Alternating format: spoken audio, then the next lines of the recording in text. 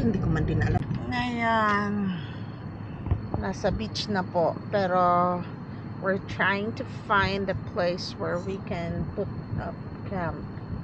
This seems to be a crowded place, and there's no shelter from the heat, so we might try to find another place.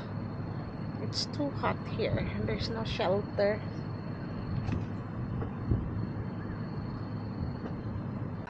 Maganda naman ang bag mo. Crocs Saan? Ito? Crocs to? Fake. Fake. Sa fakes. Ang ganda. Sa Temu. Sa Temu. Actually, yung binili ko, dalawang size sana. Isang ganito at isang mas malaki.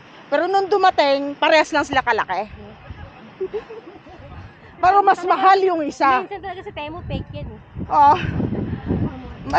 Mas mahal yung isa. Nalugi tuloy ako. Kung alam ko lang parehas man lang palang size, di dapat ganun lang yung presyo. Oo. Pero ano pang magagawa yan? Yan na yung dumating eh. Wala nang bawi yan eh.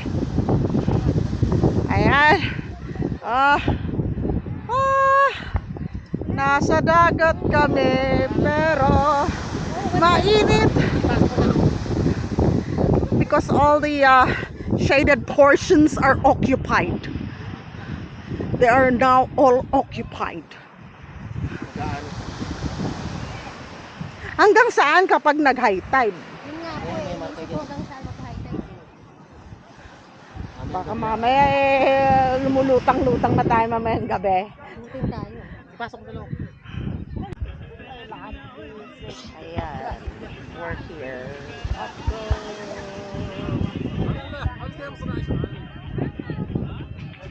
Yeah. It's still too hot to move and do anything but relax. Diba, Shell? Mainit pa. Mainit pa po ang panahon. Ayaw naming maging nugnog. Naligo po kami sa sunscreen. Yan, lumilipad po. Lumilipad yung baso. Oh my God. And we're boiling water for coffee. Madami na tao. The sun has set beyond the mountains. It's no longer hot. Madam. Ayan. We started the grill.